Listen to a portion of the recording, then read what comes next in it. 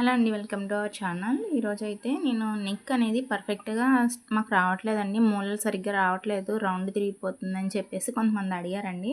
నేను వాళ్ళ కోసం కొంచెం క్లారిటీగా అయితే ఈ వీడియో అయితే నెక్ స్టిచ్చింగ్ కటింగ్ అయితే చూపిస్తున్నానండి. ఇదైతే 2 మినిట్స్ వీడియో, ఫుల్గా చూడండి. సో ఈ విధంగా మనమైతే 6 ఇంచెస్ డీప్ ఉన్న నెక్ అయితే మనం కటింగ్ చేసుకుంటున్నాము. ఇది 4.5 దగ్గర ఒక చిన్న డాట్ పెట్టుకునేసి అక్కడ నుంచి ఒక 1/2 ఇంచ్కి క్రాస్గా తీసుకొని అక్కడ నుంచి ఈ విధంగా స్ట్రైట్గా తీసుకోవాలండి. ఈ నెక్లెస్ నెక్ అనేది ఇలా తీసుకోవడం వల్ల చూడ్డానికి షేప్ అయితే బాగుంటుంది. ఈ విధంగా అటాచ్ చేసేసుకోవాలి. ఈ విధంగా ఎక్స్ట్రా ఉన్నది మడుచుకోవాలి, మిడిల్లో కట్టు పెట్టుకోవాలి. అప్పుడు మనకి తెలుస్తుంది అన్నమాట, ఒకవైపుకి వెళ్ళిపోకుండా నీట్గా అయితే పర్ఫెక్ట్గా వస్తుంది. ఇప్పుడు మెయిన్ క్లాత్ లైనింగ్ క్లాత్ కూడా ఈ విధంగా వేసుకోవాలండి. చూసారు కదా, లైనింగ్ క్లాత్ అనేది ఎలా ఉన్నా పర్వాలేదు, కానీ మెయిన్ క్లాత్ అయితే ఉల్టా వేసుకోకు, సీదా వైపే వేసుకోవాలండి, ఉల్టా వైపు వేసుకోకూడదు. సో ఈ విధంగా 3 సెట్ చేసుకున్న తర్వాత ఇలాగ పెద్ద కుట్టు ఒకటి మిడిల్లోకి వేసేసుకోవాలి.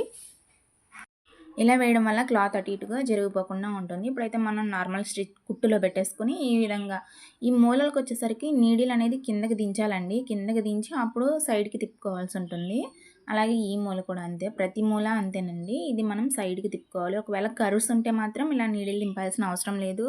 ఒకవేళ ఈ విధంగా స్ట్రైట్ స్టిచ్చింగ్ ఉంటే మాత్రం మూలలు అనేది సూది కిందకు దింపి అప్పుడు పక్కకు తిప్పుకోవాల్సి ఉంటుందండి. ఈ విధంగా కట్స్ పెట్టుకోవాలి.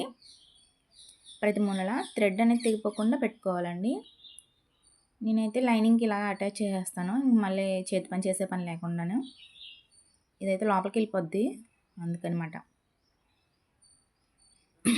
ఈ విధంగా అయిపోయిన తర్వాత రివర్స్ వేసేసుకున్నాము. మనం దీనిపైన ఒక పాదం కుట్టు ద్వారా స్టిచ్చింగ్ వేసుకుంటే తర్వాత నీట్గా చూడడానికి చాలా బాగా వస్తుంది. వీడియో కనుక నచ్చినట్టయితే లైక్ చేయండి, షేర్ చేయండి. నా ఛానల్ని ఇప్పటివరకు ఎవరైనా సబ్స్క్రైబ్ చేసుకోకపోతే సబ్స్క్రైబ్ చేసుకోండి. ఇలాంటి మరిన్ని వీడియోల కోసం నా ఛానల్ని చూస్తూ ఉండండి, వాచ్ చేస్తూ ఉండండి.